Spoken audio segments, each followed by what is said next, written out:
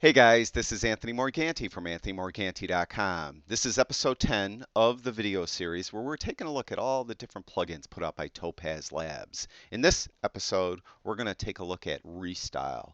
Now, let me say at the top that I am not affiliated with Topaz Labs in any way. They're not paying me to do these videos. All right, what we're going to do, we're going to send this image over to Topaz Labs ReStyle. And what ReStyle is, it's kind of like your HSL panel on steroids, a little bit. And you'll see what I mean. So what we're going to do, we want to send this over to the plugin, and we're in Lightroom. So we're going to right click on the image itself. We're going to go down to Edit In, and we're going to go down to Topaz Fusion Express. Topaz Fusion Express is a free app put out by Topaz that allows all of their plugins to be used as a plugin in Lightroom. So I get this email a lot. People buy the Topaz Labs set of plugins and they're not plugged into Lightroom. Well, download that Fusion Express app. It's on Topaz Labs website and just install it, and then suddenly you'll find all your plugins are plugins in Lightroom. Now, I shoot RAW.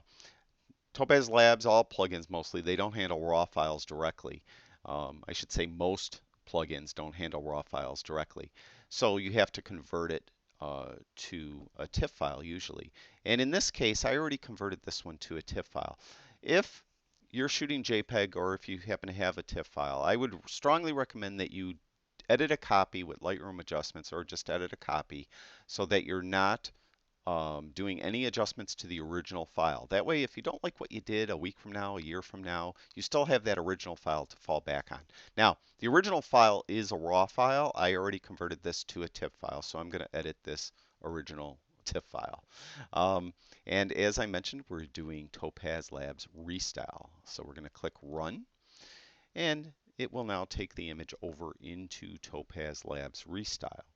Now, when you first open Topaz Labs ReStyle for the very first time, it's going to take a while because it's going to build all these different presets. So obviously I've run it before, so it didn't do that. Now, also it will apply the last settings you used to the image. As you can see here, we have this black and white. That must have been what I processed an image at one time with Topaz Labs ReStyle, so it remembered it and it automatically applied it to this image. That will save you a lot of time if you're, let's say, a wedding photographer and you have a lot of the same exact style images and you want to put the same exact effect on all those images. That'll save you a lot of time, of course. Now, taking a look over at the workspace in Topaz Labs ReStyle, it's the typical Topaz workspace. Along the left, we have collections. Collections are just folders that hold the different presets. And if we click on one, let's say in this case, we're landscape, let's say. So we click on that, and below here we have all the presets that are in that landscape collection. And as you can see, as I hover over each of the presets, we get a preview of that preset to the right. If you want to look at them all at the same time, right here we have this grid view, and if you click there, a new window opens up and we have all the presets side by side so that you could view them next to each other and see which one you might like more than another. Now, this, depending on the speed of your computer, might take a little while to load. I have a very fast computer, but I run the screen recording software, of course, to record these videos, and that kind of bogs it down a little bit. So your computer might be faster, might be slower. So right now, we're just going to close that down right now. Now, as we look across the top here, we have this little folder with a star on it. You could favorite a preset by just clicking this little star right here, and then it will be in this folder of favorites. So if you have like 2 or 3 favorites you tend to always use, definitely click the star to favorite them, and then you could get to them much faster by clicking that folder there. Right there is going to be a folder of images that are marked that you created snapshots. And I'm going to show you how to create a snapshot in a minute. To the right of that are, as you're going through, you might find that you're applying a lot of different presets. And then you might think, well, that one I applied right at the beginning was good. So you could click here, and these are a history of all the presets you previously used. And to the right of that are any presets that are similar to the preset you currently have selected. In this instance here, I have this kind of black and white image. So if I click there, any images that are similar will show up in the list below. Again, we have that grid view. Down here at the bottom, if you do a bunch of adjustments and you really like the adjustments you do, you could create your own preset by clicking this plus sign. To the right of that, you could edit a preset that you already created. You could edit the name, the description, or the keyword that is in that preset. Next to that, you could delete a preset you created. Next to that, you could import presets that other people have created. And finally, you could export presets that you created so other people may import them and use them. Finally, to the right of that, we have this little camera. That's where we could actually create a snapshot of where we are in our processing. And we're going to do that a little later on. Now,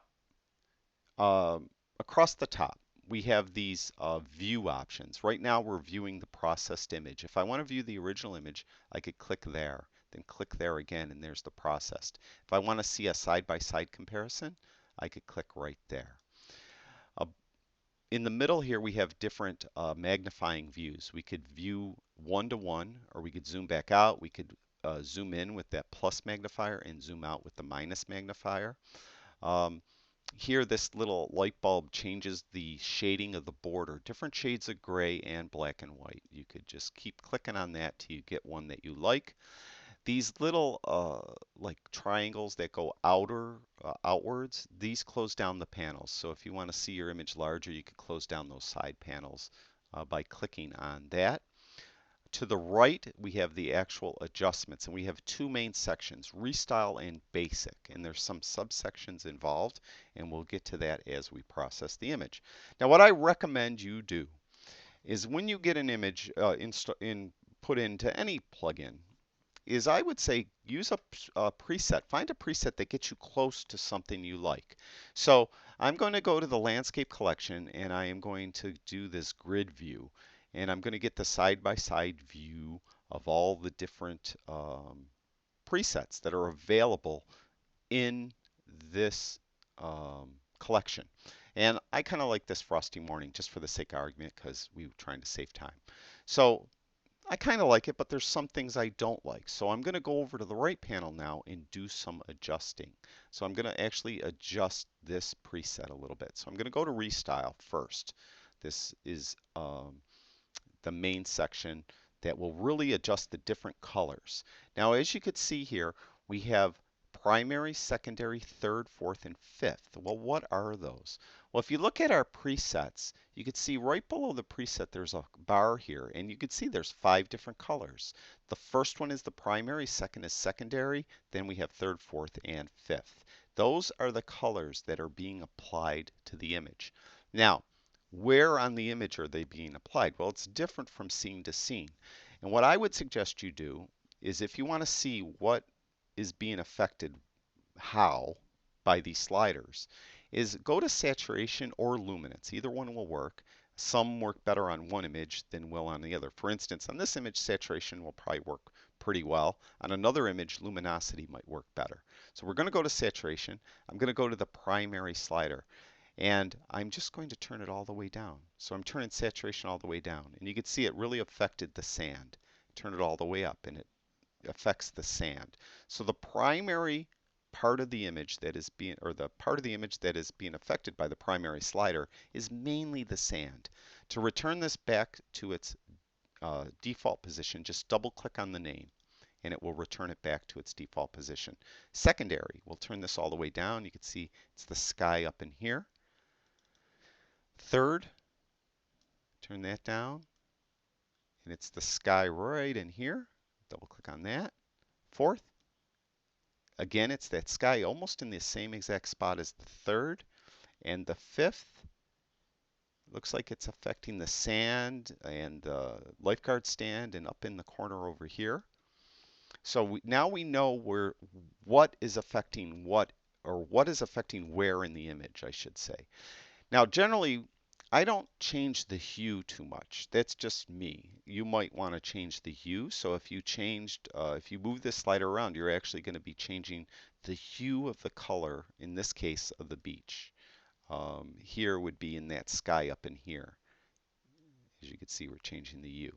Typically, I don't mess with that too much. I usually go to saturation. I like messing around with saturation and luminosity. Um, Also, this depends what mood I'm in. Right now, I'm in kind of a desaturated, grungy mood. Tomorrow, I might be in a flowery, colorful mood. How I might adjust an image today will be different than how I would adjust it tomorrow. But right now, I want to suck some of the color out of here. So I'm going to go to the primary, and I'm going to bring this down and take this color, a little color out of the beach. Then I'm going to go to the luminosity, and the beach is a little dark, so I'm going to go to that primary slider and bring it up a little bit and just make it a little brighter. Then I'm going to go back to the saturation slider, and I'm going to go to the secondary, and I'm going to do that same there. So I'm pulling some color out of the sky up here. Now in this case, I want to make the sky a little darker, so I'm going to go to the luminosity button. Then I'm going to go to secondary and pull that down. Saturation again. So this is the way I do it. I go back and forth between saturation and luminosity. You might do something similar. You might include hue in the mix as well. And I'm going to go to the third color and pull down the saturation a little bit. Again, that's up in here. And then I'm going to make that a little darker as well. See, making it darker adds a little more detail. So that's why I'm doing that. This fourth color, I'm going to pull that down as well just a little bit. Again, that's affecting the sky. And then I'm going to pull the luminosity of that down a little bit, or luminance of that down. We're going to go to the saturation. This fifth one was, remember, the beach. It hit a little more effect. We're going to pull that down a little more. And then we're going to go to luminosity. I'm going to turn that one up, make that a little brighter. And you can see that makes that a little brighter. So I'm pretty happy with those settings. Again, I just went back and forth between saturation and luminosity and adjusted all 5 of the different colors that are being affected in this image. Texture. On some images, I've seen it do quite a bit, and then in other images, I've seen it do very little. This specific image, as I turn strength all the way down, it looks like it's making like the lifeguard stand a little blurrier, and as I move it up, it seems to add a little more definition to the lifeguard stand and to the sand itself. So I'm going to turn strength up. Now, I kind of like what I did to this image. Let's say I did. And I want to make a preset. Or I'm sorry, I don't want to make a preset. I just want to make a snapshot. I want to save it where it is. So I'm going to click this little camera down here. And now we have this snapshot of where we are in the image.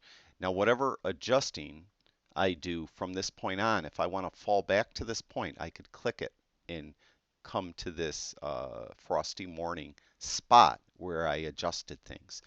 Now there's kind of a bug, at least I think it's a bug, and I'm going to show it to you. I want to demonstrate something that's in both the ReStyle tab and the Basic tab. There's subsections called masks. Now those of you that work with Photoshop will know what masks are. If you don't, I will explain to it. Typically what a mask is, you could mask out the effect on this image, or you could mask it in. As you can see up across here, I didn't talk about this. We have this navigator. This is the actual image itself, and we can move ourselves around that image by clicking on here. We have a loop view, which just goes in real close. At the far right, we have a histogram, so we could see the histogram of the image. Then we have a mask. You can see right now it's white. What that white means is that the effect is being applied on the entire image. So everything is being applied. I could mask it out. Now I want to mask it out specifically on the sand, let's say. Now I'm zoomed in a little bit for some reason, so I'm going to zoom back out. So I want to paint the effect away on the sand. So to do that, we're going to go to hide. We're hiding the effect. So we have this white palette, and we're going to paint black. We have 3 different brushes we could do. A normal brush will just paint wherever you do a brush stroke, it's going to paint black. Edge aware means it's going to try to stay in the lines. Basically, so if I'm painting on this sand, hopefully it will mostly paint the sand and not spill over onto the water or the sky or the trees. Then the other brush is a color aware. So that's one if you have some really distinctive color, a blue sky against green grass, something like that, and you want to paint out the blue sky, the effect on the blue sky, color aware might work best. Now, we're going to do edge aware. All right, just for that. Now again, color aware, I should say, there's a little eyedropper here, and you could actually sample the color, as you can see, that you want to uh, use to paint away the effect on. But we're not going to do that in this one. We're going to use edge aware.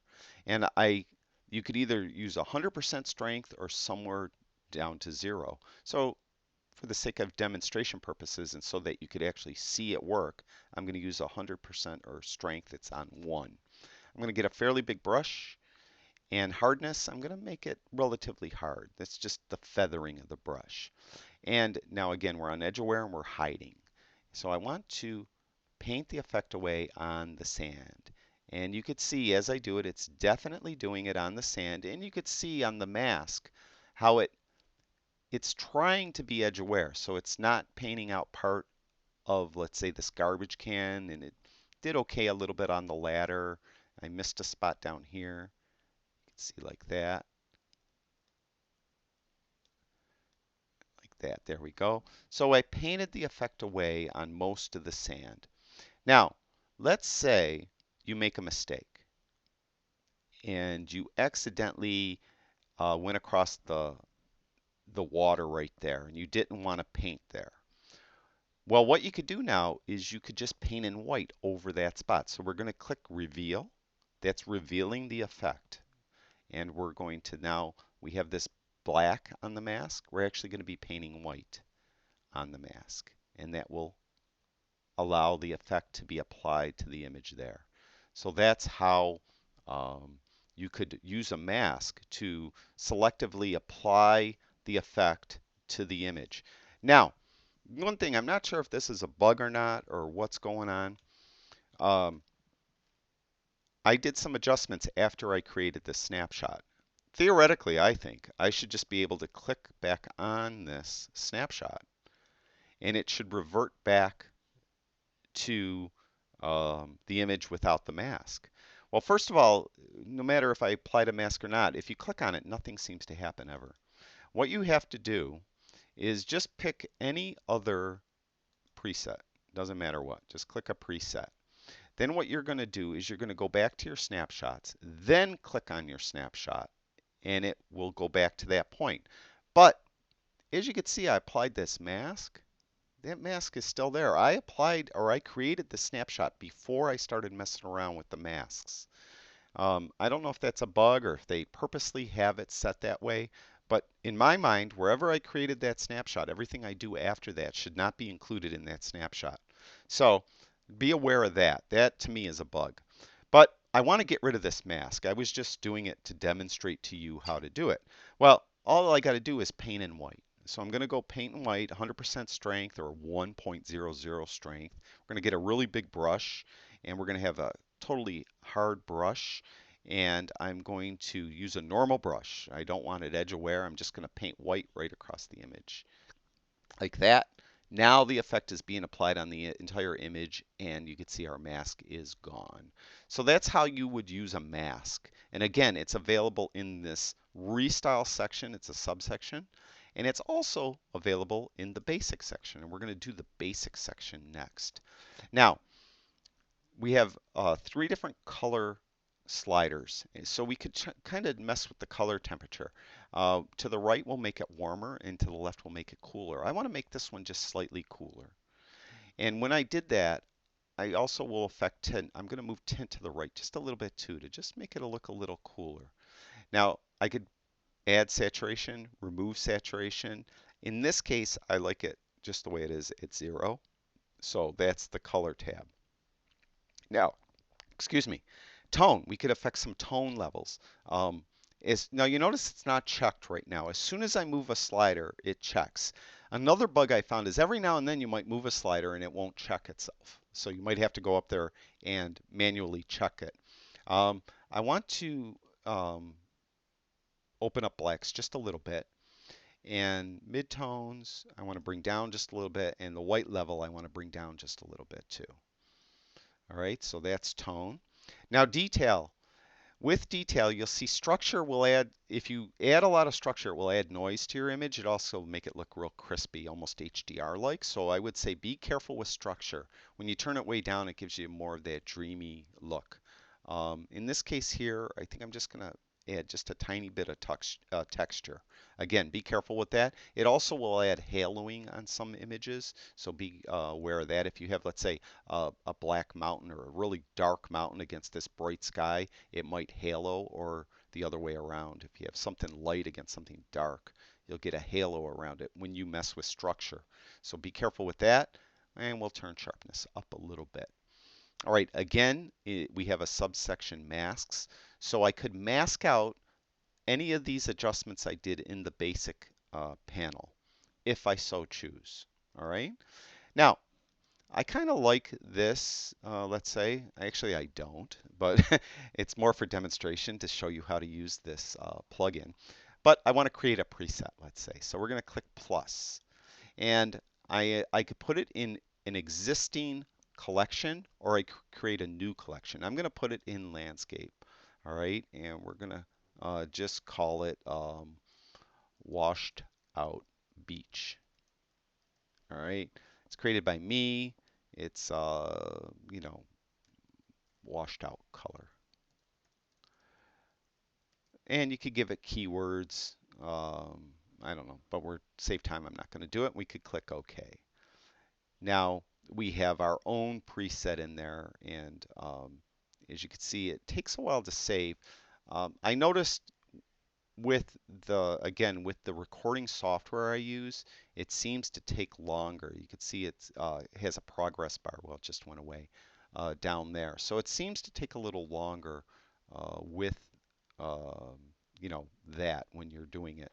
Um, Now, you know, when I come in here again, if I want to recall that preset, I can.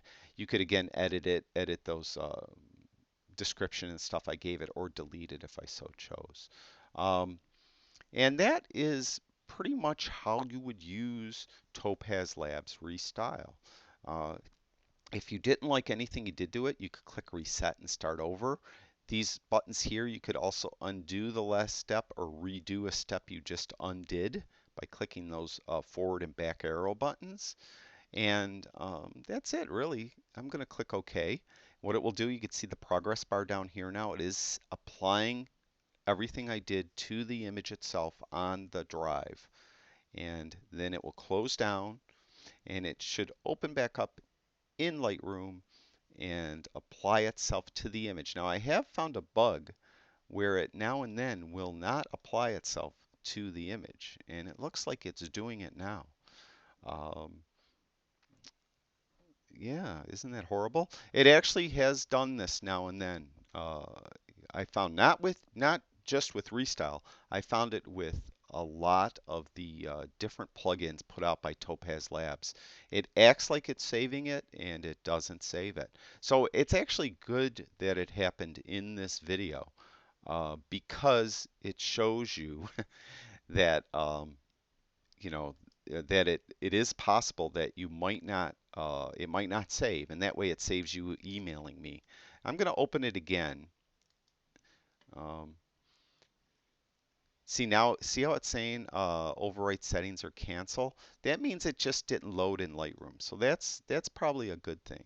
So we're going to cancel, and I think if I close Lightroom down and reopen it, it might suddenly appear. Let's see. Might take a second. Bear with me. Yep, there it is. So there, we just figured that out. Just close Lightroom down and reopen it, and there it applied the effect to the image. So every now and then that happens. I found that to happen. So that's it for episode 10 with all the hiccups involved. I hope that helps you use Topaz ReStyle. You might find it to be an effective plugin for some of the things you do. Hopefully it does. Thank you everyone that watches my videos. Guys, if you could do me a favor, as you know, all my videos are free. They're always going to be free, but I do need your help. If you could go over to my website, anthonymorganti.com, go to the top and click this I need your help, and you can see all different ways you could help me. You know, and there's a couple ways here where it won't cost you any money. How you could help me keep my videos, keep making videos that are always free. All right. Again, thank you very much for watching my videos. I truly do appreciate it. That's it. I'll talk to you guys soon.